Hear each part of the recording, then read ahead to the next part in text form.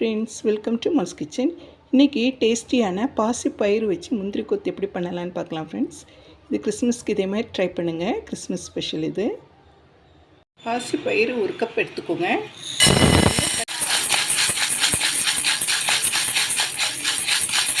இதை மணம் வர வரைக்கும் நல்லா ஃப்ரை பண்ணிக்கோங்க.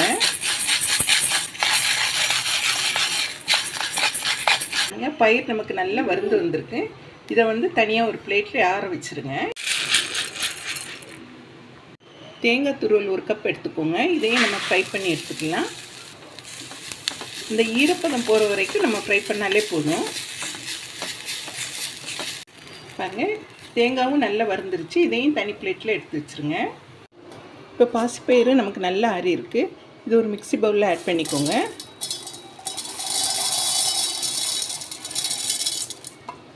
ஏலக்காய் 2 ஆட் பண்ணிக்கோங்க வாசத்துக்காண்டி. ஃபஸ்ட்டு இதை மிக்சியில் அரைச்சிடலாம். ஒரு தடவை கிரைண்ட் பண்ணிடுங்க. இதை பாசிப்பயிறு இந்த அளவுக்கு அரைச்சிக்கோங்க. ஃபஸ்ட்டு நம்ம தேங்காய் ஃப்ரை பண்ணி வச்சோம்ல, இதை ஆட் பண்ணிக்கோங்க.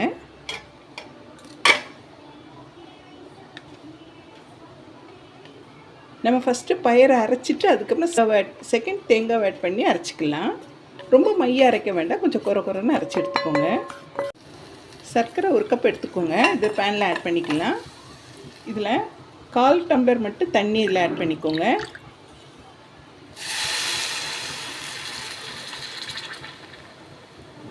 நல்லா கரையட்டும். கரைஞ்ச பிறகு இதை நம்ம ஃபில்டர் பண்ணி எடுத்துக்கலாம்.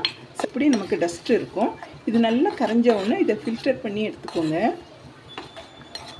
இதை ஃபில்டர் பண்ணிக்கலாம். எப்படி இதில் டஸ்ட்டு இருக்கும் ஃப்ரெண்ட்ஸ், ஃபில்டர் பண்ணிக்கோங்க. ஃபில்டர் பண்ணதை இதே பேனில் நம்ம ஆட் பண்ணிக்கலாம். அரை கம்பி பதம் வரணும்.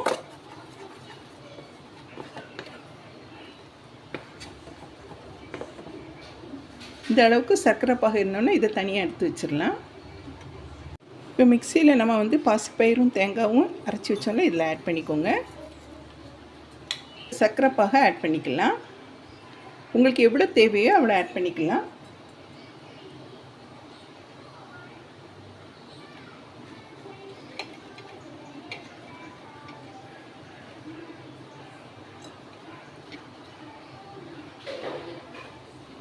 இந்த அளவுக்கு மிக்ஸ் பண்ணி வச்சுக்கோங்க. இப்போ இது சூடு நல்லா ஆறி இருக்கும். இப்போ கையை வச்சு லைட்டாக 1 தடவை மிக்ஸ் பண்ணி விட்டுருங்க. இப்போ இதை சின்ன சின்ன போலாக பிடிச்சி எடுத்துக்கலாம். எப்போவும் பாசி பருப்பில் தான் செய்வோம். இப்போ பாசி பயிரில் செஞ்சு பாருங்கள் ஃப்ரெண்ட்ஸ், நல்ல டேஸ்ட்டாக இருக்கும் முந்திரி குத்து.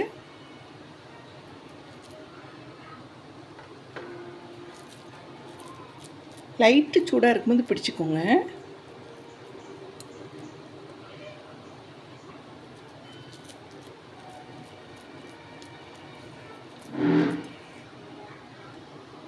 இப்படி உருண்டை பிடிச்சி வச்சுக்கோங்க. இது 5 நிமிஷம் அப்படியே ரெஸ்ட்டில் வச்சுருங்க. இது பாகு கூட நல்லா செட் ஆகி வரும்.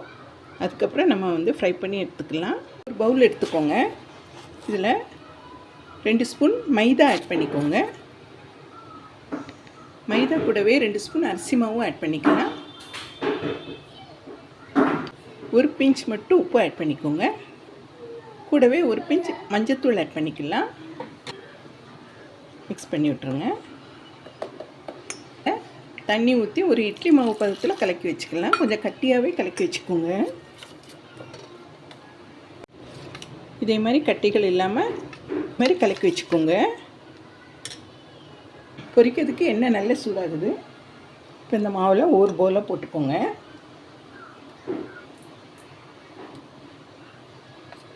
இந்த மாவில் டிப் பண்ணி இதில் ஆட் பண்ணிக்கலாம். ஹையில் வைக்காதீங்க, மீடியம் ஃப்ளேமில் வச்சுக்கலாம்.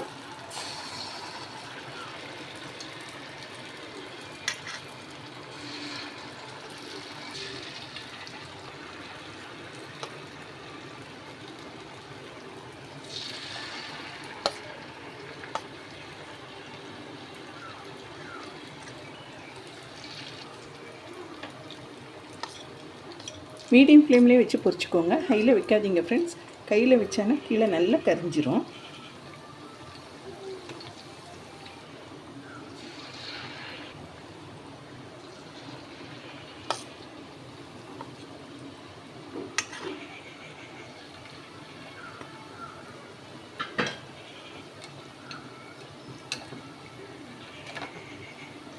நம்ம பாசி பயிரில் செய்கிறதுனால ரொம்ப டேஸ்ட்டாகவும் இருக்கும், நல்ல ஹெல்த்தியும் கூட ஃப்ரெண்ட்ஸ். நீங்கள் எப்போவுமே பாசி பருப்பில் செய்கிறதுனால இதே பாசி பயிரில் செஞ்சு பாருங்கள், நல்ல டேஸ்ட்டாக இருக்கும். கிறிஸ்மஸ்க்கு இதே மாதிரி ட்ரை பண்ணுங்கள். கிறிஸ்மஸ் ஸ்பெஷல் இது பாருங்கள். இந்த அளவுக்கு புரிஞ்சோன்னா மாற்றி போட்டுக்கோங்க கொஞ்சம்.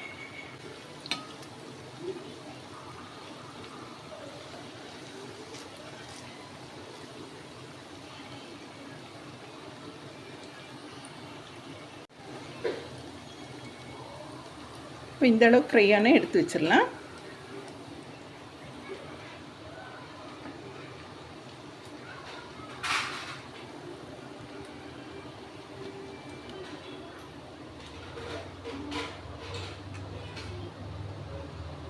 அடுத்ததான் ஆட் பண்ணிக்கோங்க. நல்லா டேஸ்ட்டாக இருக்கும் ஃப்ரெண்ட்ஸ். இதேமாதிரி நீங்கள் ட்ரை பண்ணுங்கள்.